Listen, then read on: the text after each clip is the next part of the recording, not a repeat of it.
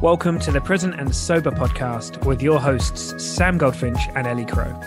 If you want to make your life bigger, not smaller, then this is the podcast for you. If you can sense that you're destined for more and you're curious about how drinking could be holding you back, listen in and come on this journey with us. Through the interplay of mind and body practices, we will help you elevate your daily life and discover the wonder and potential of going alcohol-free. Let's make life bigger together. Hey, you lovely bunch of people. Right, this week we're going to dive deeper into two really cool things. The first one, we're going to peel back another layer of the onion. Last week we were talking about why is it that even though we get something intellectually, we understand it at that level and yet it's not sinking in. So last week's conversation was all about that. So if you haven't checked it out, be sure to do that. This week's conversation, we're peeling back another layer of the onion. We're going down to the deepest layers of belief that we have. And we're doing this, we did this a while back, but we're doing it again with how things look to us now. So that's super exciting. So buckle up. This is a really good episode and we really enjoyed having the conversation. And the second thing is that right now we are bringing on some amazing people to come and join us for the next Stay Stop solution. So if you're interested, go into the show notes, find the link to the page where you can look through the information and sign up and all of that stuff. If you're listening at the time this was released, we're also going to be doing a Stay Stopped live in the Facebook group. It's like an event and we're going to answer all of your questions and stuff like that. Totally free, going to be absolutely awesome. Can't wait to see you there. And if you're listening to this after the fact, then get yourself on the waiting list for whenever the next Stay Stop is launching. That'll also be in the show notes. Okay, I think that's pretty much it from me. So much exciting stuff going on. 2023 is already off to a rock and roll start. We're over 500,000 downloads, so thank you so much for that. That's you that did that. I mean, literally, that's you. So it's really, really wonderful to see that people are spreading the love, and please continue to do that. It just means so much to us. Every review, every share, everything, it adds up and it makes a difference to someone's life. And when we get emails telling us how much their life has changed, it's it's touching beyond anything me and Ellie can even express. So awesome. I'll stop waffling and I'll hand you over to me and Ellie. See you there. I quote, I think I best take the reins. That is a direct quote from Ellie Quo. Ellie status quo. No. No. Don't take me back there. Whatever you want. No. 3 chord wonders. That's them, isn't it? Yes, there we go. With this ponytail. In fact, you look a little bit like him. Oh, fuck off. I've come in here and I've definitely hijacked the intro because you told me to. See what you do. Get back in my box. No. So you do this. Do what? Do this. What do you mean by this? This. Just find your sneaky ways. I make our listeners smile. That's what I do. Yeah, that is true. That is true. Sometimes for the wrong reasons. Yeah, that's also true. Somebody posted in the Facebook group, our Present and Sober podcast Facebook group this week, about it was some comment from the podcast. Some comment about some subject matter from the podcast. And it really made me lol. And then I was like, shit, I'd completely forgotten that we'd had that conversation, which happens to me all the time. Yeah, do you remember when you forgot that we recorded a podcast the other day? Shit. This is why it's all well and good for you to think that you should take the reins. But, sometimes my memory is also shite. So between us, we're probably going to, who knows, we're probably just going to, are we going to just record the same episode again? It's just a fucking wonder that this podcast exists, really, isn't it? Isn't it a wonder isn't it a wonder that anything exists? Oh, yeah. Hell yeah. Hey? I was just going off down a little place there. Probably not the best place to go for a podcast. Should we just sit in silence? Are you ready, everybody? Yeah. This is the next 27 minutes. Do you know what, though? I wonder whether... I suspect that there's a proportion of our listeners that would sit through that. Well, for sure. But, I guess it's interesting. That's a very interesting point. I was listening to Mr. Sadhguru the other day, do like a bit of Sadhguru. He was saying that, if he turned up to a room and sat in pure consciousness and was there for a few hours, over time people would leave because for some of us, if we're there to nourish our intellect, This is an interesting thing for today's podcast. It's perfect, actually. Well done, Ellie Crow. There he is, the wisdom behind life, giving us some interesting shit to talk about. The intellect, we get frustrated and go, and there may be some people that would still be there at the end of the couple of hours, but it's an interesting question for many of us, the idea of being in true silence. And by silence, I don't just mean like not talking. I mean not absorbing any information, just being. It's like, oh my God, like, can I do that? Is that it scares us, and that's like our natural state. That's home at the end of the day, and that is safe. And it's a very interesting thing for us to talk about today, because I've just done the intro. Screw you, I've just come in here and fucked you off. Totally fucking did it, didn't I? This is brilliant. Anyway, right. So yes, because the thing we were going to talk about is we spoke a little bit last episode. I'm literally doing the intro now. This is great. I'm in flow. We spoke about getting something intellectually, and for anyone who hasn't listened to that yet, go back and tune in, because it definitely this one follows on from the last one. We spoke about how that's very different to having a deep embodied understanding of something. And we made a podcast a while back now called Layers of Belief, where we were talking specifically about alcohol, and we're kind of extending it here.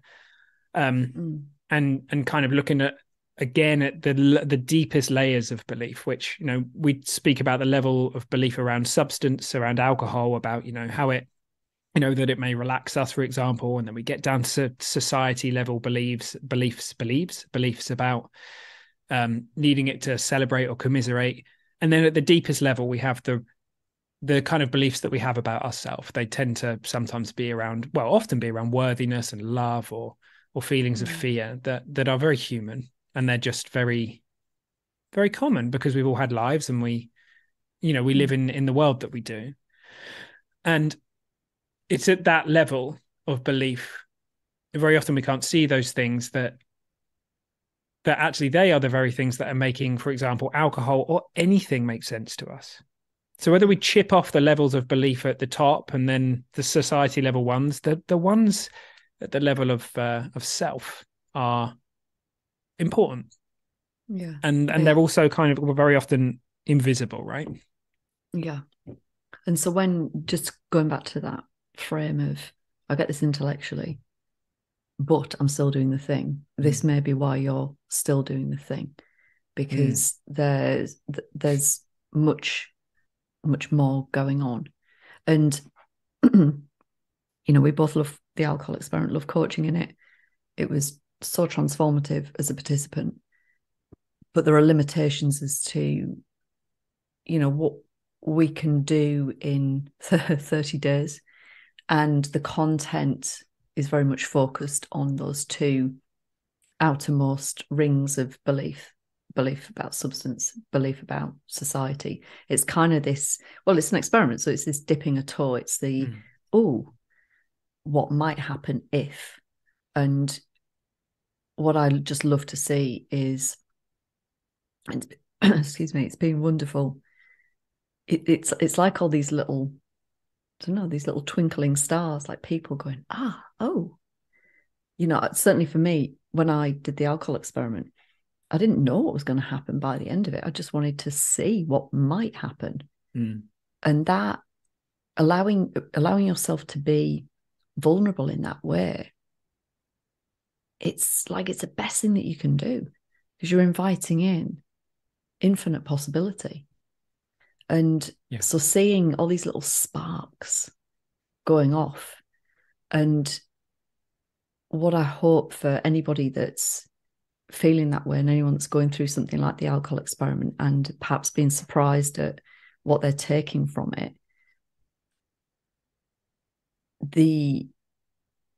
there is so much possibility, there is so much open to you. And so we just wanted to give a little it's like a little slide into, give a little slide. What else? I was thinking about, I had a visual in my head of, one of those slides that you put along if you've got a little hill in your garden, One of those Never had slip it. and slide things. Never had a little hill in my garden, but I know what I you don't think mean. you've got a garden, have you? In your No, flat. definitely no hills in my garden. You can slide down one of the. So come slide with us. Yeah, I love it. Come Down the slip and slide. slide. Yeah. Into this interesting world of self. And that's epic, right? Because it makes sense that whether it's the alcohol experiment or reading books or wherever you've been and wherever you are in your journey of becoming alcohol free or anything, almost so much of what we talk about here, we're just talking about everything. It may be alcohol for someone, it may be food for someone else. It could be so many different things. It makes sense, right? If you think that very often we think the goal is to stop drinking. So we go on the journey and we learn about the layers of, we learn about the substance and we learn about society's beliefs and we start to break through those. And then we achieve that thing, maybe we're a month or 6 months alcohol free or a year or 10 years, doesn't really matter, right? And then suddenly we're like, oh, hang on a minute. There's more here. We hear terms like emotional sobriety, and a lot of people may have heard that and think, what does that even mean? Well, it's bringing up these beliefs from the layers of self and the feelings that come with them, knowing it's safe to go on that journey. Because with the best will in the world, if you understand, even at a very deep level, all of the alcohol science and all of that stuff, and you still have a deep core sort of innocent misunderstanding of yourself and that you think that you're not worthy, for example, you may unconsciously play out patterns. Like Carl Jung said, I forget the exact quote, the unconscious in you will affect it until you call it out. It will effectively call the shots and you won't even know that it's happening. So it is a powerful journey to go on. And it's cool because we had a really lovely discussion, and I think we do see something slightly differently here. Not to say no one sees it this way, but I think it can be very, very powerful to upgrade beliefs at the level of self and to kind of know that we're worthy of love at the belief level. But actually, a lot of the work that we're doing with people is helping people understand that at the deepest level of who you are, that nothingness, that it's not nothing in the sense that we construct it in our mind. It's rich. And like we were talking about earlier, the kind of, oh my goodness me, can I be on my own? Just purely aware for an hour, for example. That void, as some people see it, in there is magic. Oh God, yeah. And it can teach you so much. And that's who you really are. And yeah, I mean, it's really creative in that space. And it really is just the journey of learning that it's safe to go there. And very often that's about insights. This is why the Stay Stop solution for us is all about this. It's about helping people look in that direction. But it's also, you said some really great stuff. And I know that you're so good at this stuff, mate, the nourishing ourselves in terms of our central nervous system so that we feel safe to be able to look in the direction, those things. It's all of that, right? And loads more magic. Yeah, you just sent me in a spin now. I don't know where to go first. Just doesn't matter. Hop on the carousel. Hop on the carousel. Not the shit one. From the great one. The slip and slide. Yeah. Yeah. Well, the bodily element, I think, is so often missed because there's this idea that the brain's in control of everything. The brain's the command center. And in fact, there's 20% of messages are what we call top down. 80% of the messages are bottom up, so from the body up to the brain. Not from your bottom. Although some of them might be. Some of them might be, yeah. We do a lot of work, particularly in the world of This Naked Mind. We do a lot of work on thoughts and beliefs. And as we talked about in the last episode, just starting with awareness and just starting to uncover what's in plain sight can be massively helpful. So it's not discounting any of that. But if we don't attend to the body, we're missing out on a really big part of the equation. And whilst we're in this body and we have a nervous system, we are going to be having an experience, and we can, of course, witness that experience, and that's going to be another rich experience all of itself, witnessing the experience. but we have to skillfully get through the days. So I think you said on the last episode, like, we can dissolve, but we still then got to get dressed and go to work or eat or drive the car or whatever. So knowing how you can attend to yourself in ways that are nourishing uniquely for you. And there may be some, I was talking to this wonderful lady this morning about practices, and there are some things that I really love. And now I am talking about physical practice. There are some things that I love that will be highly relevant and helpful to other people, but equally there'll be some things that simply don't work for somebody else. But having the capacity to and the will to try things, bring variety into your life, and notice how different things make you feel. That's the starting point. Yeah, I love how you put that.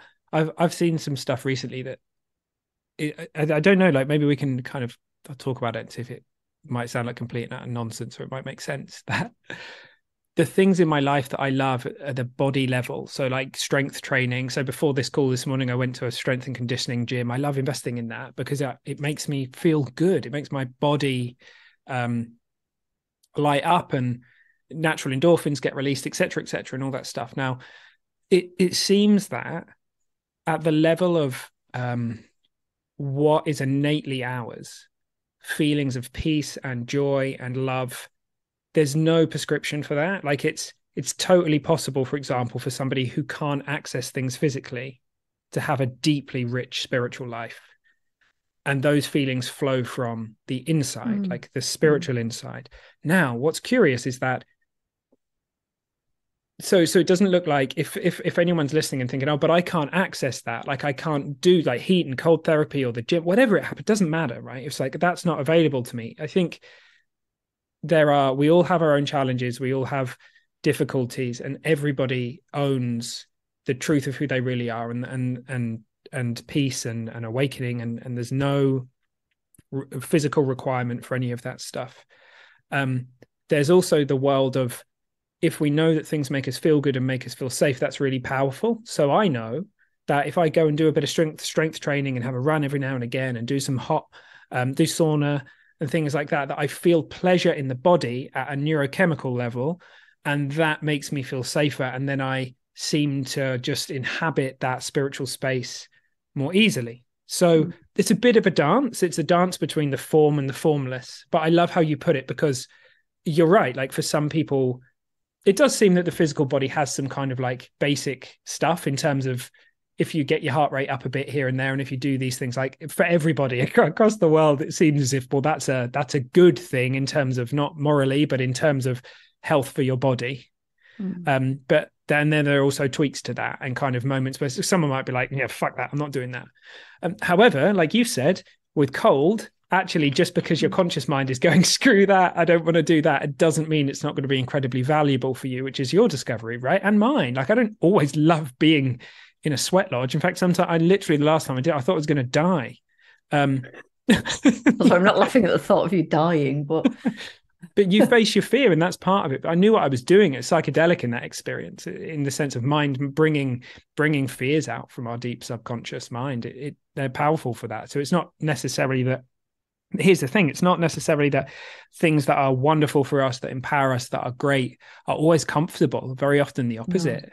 Most indigenous cultures, almost all of them, I would imagine, across the board, have practices and almost like rites of passage that involve getting fucking uncomfortable because of the powerful spiritual insights they can invoke. So yeah, I don't know. I just thought that was cool because I hadn't really seen it like that before. I had an experience where I got injured last year, upper body and lower body, so I couldn't do a lot of movement. And I decided to have an experiment, which was, I wonder if I can be joyous, even though I can't do the things I would prefer to do. And it is my preference to do those things, but I wonder if it's possible for me to access that inner state of peace and well-being. And I discovered that it was, which was really enlightening for me. And off the back of that, it melted the not fully thrown, but the shadows of addiction to exercise that I was, that I had. Yeah. It melted that for me, because I realized, oh, like there's a different energy. I don't have to be motivated by scarcity and to go and exercise. And these days I'm motivated by joy and expansiveness, and that's really different. It's a totally different thing. The behavior is no different, but the energy behind it is an entirely different thing. So I feel safe now. I feel safe when I'm exercising. Previously, I felt like there was like this motor in me that was driving me to exercise. And these days it's this joyous expression of the world of form. It's cool. Yeah. I'm glad that you brought that up, because that, whether it's exercise or meditation or any of these other modalities, you can you can go into it with an intention that means you are going to derive less benefit from it. You are not going to be as present for it. You know, if it's as you said, if it's coming from a place of like scarcity, the thing that springs to mind is I think this was a couple of years ago on bloody Insight Timer, you know, the meditation app. Yeah. So on Insight Timer, like I've always used that just for the timer aspect of it, and then it gives you like a nice little ding at the end. And I noticed it was like giving me these stars. Like, oh, thanks, I got a star today. Epic and meditation. Yeah, epic meditation star. And then you get like a streak, and then you get extra stars and all the rest of it. And I caught myself like going into meditation with a level of frustration, because it's like, oh, I don't want to ruin my streak, I need to get my star. Well, that's not a good way to go into meditation, let me tell you. So the way that we bring ourselves to any kind of practice is important. And you don't need to fill your days and fill your life with stuff. Like earlier on when you said about strength training, I had a pang of guilt. The pang of guilt is that I pay for a strength membership, and I probably haven't done a class for about, I don't know, 6 months, something like that. And I could feel entirely guilty about it, and I did for a fleeting second, because I'm paying money for something that I'm not using, and I'm telling myself I should, because you know you're getting older now. Like my bloody right knee's starting to hurt, and you know, because I'm so old, and I need to protect my bones, and like, and then before I know it, I'm off down this whole thing. Whereas to bring myself into the feeling of, you know, the kind of joy that I know that I have available at any time, but can be really enhanced in one of those, like, you know, when you're just in flow with something, and it's totally aligned with where you're at any point in time. Like it's the best, and that's more meaningful and more significant than doing a practice to be able to check a box or get a star on Insight Timer.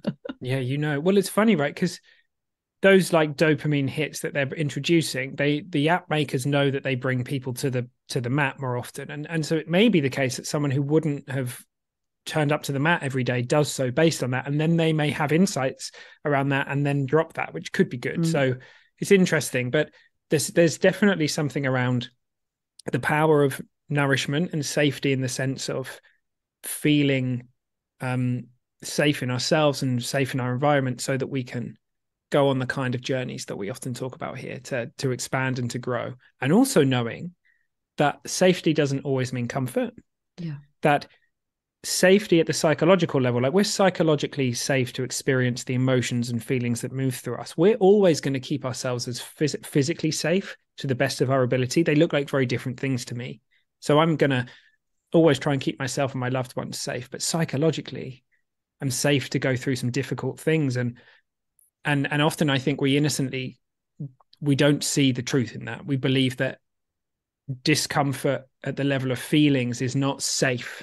And look, obviously it can be a signal to like, I'm not saying that it's like, oh, just ignore any kind of discomfort in your system. If you walk across the road and there's a car coming and you feel uncomfortable, like get out the way, right? But in terms of meditation, or in terms of many of the practices that we talk about, discomfort may very well come up. And often if there is a belief vanishing or dissolving or moving through us, then it may, like as Michael Singer says, sometimes it comes out with the energy it went in with.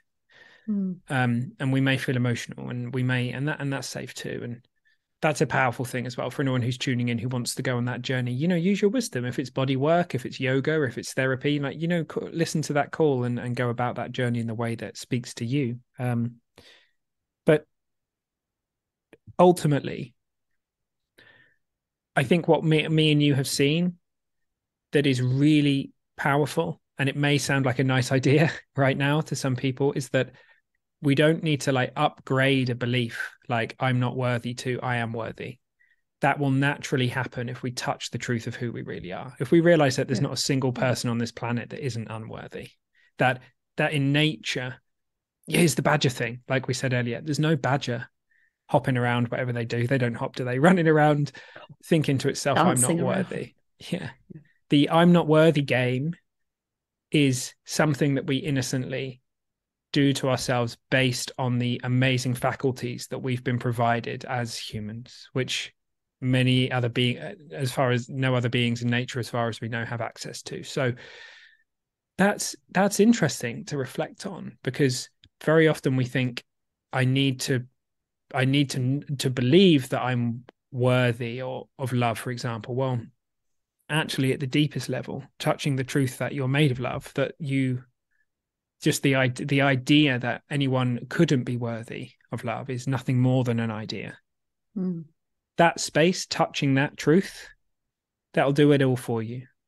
And it will melt misunderstandings, and it will suddenly, your life will start looking different. And you don't necessarily need, although it can be helpful for people, to play with the level of content of beliefs. Although if that makes sense, that's a powerful thing and can be a part of the journey. But at the deepest level, if you touch for a moment the truth of who you are and how your experience is created, that stuff looks secondary. It just doesn't look as important as it once did. Yeah. It's the difference between the mechanism and the content, isn't it? Content and the context, exactly. And that's again, that's what we're so invested in when we're coaching in Stay Stopped and other groups, and even here when we're talking, we want to pull. Another way of describing that is pulling people into the impersonal nature of how it works, because at the level of the personal content of our stories, I mean, we all have a rich story, and we all suffer at that level. That's one way of putting it. yeah. Well, some of us have very rich lives, and it's and there's all, and who knows, there's 8 billion different versions of those playing out. But at the level of how it works, at the mechanistic level, like you said, it works one way. And insights into that, and insights into who we all really are, because it's not just me or you, it's the truth of the consciousness that we all are. That once that moves from being a nice idea to, and by the way, you already know this. You already know this. Your intellect may tell you a million things, but it's who you are. And that's what people are looking for when they're looking for a realization. That's what we're all searching for at the deepest level. When we're looking for pleasurable states, we're looking to come home. And I think as Sadhguru puts it, I love this, the infinite in us, it will look for itself. If we believe that we're form, if we believe that we're the body, we will look for infinite in things. So we'll look for an infinite amount of money, an infinite amount of success, an infinite amount of security. The moment we touch the truth of who we are, the infinite, then suddenly we don't need those things in order to complete ourselves. They can become nice to haves, but they don't become gear. Like exercise for me is now a wonderful thing that I love and appreciate. It's a wonderful thing, and I'm going to love it for as long as I can do it. But it does not define me. It's not a requirement in order for me to be whole. So it means I get to play full out. I get to do it more. I get to enjoy it more. There's less scarcity involved in it. The energy's different. Yeah. I love that. I was thinking earlier on about the resistance that we can come up against with some of this, like this really deep stuff about self. It can seem insurmountable. It can seem impossible. So if you take it at a really simplistic level, I am not worthy to, I am worthy, like that shift for somebody, it's not going to feel real. And so trying to, like, you can tie yourself in knots in thought work and trying to persuade yourself of something that isn't necessarily going to feel real. Or you can just drop it. You can just drop the whole thing and not feed it, not keep it alive and keep it going. And the thing that's been wonderful to know in the last 3 years is that there's less efforting required. So at the beginning, it felt like, I used to say things to myself like, I've got a lot of work to do. And when I hear people say that back to me now, I always kind of smile and I say, well, maybe not. Maybe you haven't got a lot of work to do. I love it. I went to a really wonderful conference that really touched me a few months back called One Thought Away. And that's it. Like at its core, it's subtractive. We're one thought away in a subtractive nature from the truth of who we really are always. Like we can tell ourselves we've got a journey of 1,000 miles and all the rest of it, but that doesn't make it true. And like some people are very invested in telling us that because then we commit to that journey. Yeah. How wonderful to know that actually that's all made up too, and that we can. Yeah, I don't know about you. Like, there's something. It's really lovely to touch that space because the last 10 minutes is really. I feel safe. I feel nourished from this conversation. That signals to me. Here we are. Yeah, it's really special. It's lovely to have these chats. I really appreciate them. It is. It is. And again, it sounds like a fucking plug. I suppose it is. This is why things like the Stay Stop Solution are so wonderful. Well, yeah, whatever it is, like if it's our stuff or someone else's stuff, I think it's a really powerful call to action that you make, mate, because I know from my own personal experience, I was on a journey of reading and absorbing information. And the one thing I didn't do until very late is take the leap of faith and invest in myself and jump into something where I would need to raise a hand and get scared and all those things. But I'm so glad I did that. And look, we're all doing what makes sense to us. So there's nothing necessarily that me or you can do to make someone's intellect force them to do that. But if anyone, for all of our listeners, the real you in there, if that can guide you to make that choice. And so if it's time, take the leap, whatever it is. Just if it seems like the right container, go for it. Like what better thing to invest in? And I get it. I know it's really scary. It is scary the first time that you make a decision like that. But me and you and many, many people report it's just about the greatest thing that we can do. And it starts something, right? The moment you do that, there's an amazing Terence McKenna quote, and I can't remember the exact words, but it essentially goes something like this. Sorry, Terence, like you're such a legend. He's the late, great Terence. But it basically says, it goes along the lines of the moment that you invest in yourself and commit to doing that thing, the whole universe starts recalibrating to get behind you. And the magic is in throwing yourself into the abyss and discovering that it's a feather bed. Yeah. And it's that hurling yourself into the abyss and realizing that, that's everything comes from that place. I like it. Yeah, me too. And I bet you didn't ruin it. But you've done him. What's the word? Yeah, justice. I mean, it wasn't exact, but it was relatively close enough. Close enough. Yeah. Well, and mate, you got the badger in as well. Yeah, mate. You can always fit a badger in. You've got into what? A sock. You've got. You've got somewhere to be. I have. Didn't you? So you Yes. better Not go somewhere good get to either. that place. You better go get out to the hide and feed them badgers, mate. Otherwise they'll forget about you. They won't come back. Right, team. Wherever you are, have a lovely day. And see you in the Facebook group, all that stuff. So much love. Anything to add? Ellie Crow? Just maybe you don't have much to do at all. Just stay open. All you need is less. All you need is less, love it. Me too. Right, team. See you soon. Oh, we went deep. We went deep, right? And if there are things in there that really touched you profoundly and you want to keep going on that journey, you know where to find us. And if there are things in there that you're like, okay, Sam, even that, I get it intellectually, but I'd really love it to drop, to really land, then hey, come catch us in the Facebook group or come put your name down for the Stay Stop solution, because that's what we're all about. All right, team. So much love. Have an amazing week. Love you all. See you soon.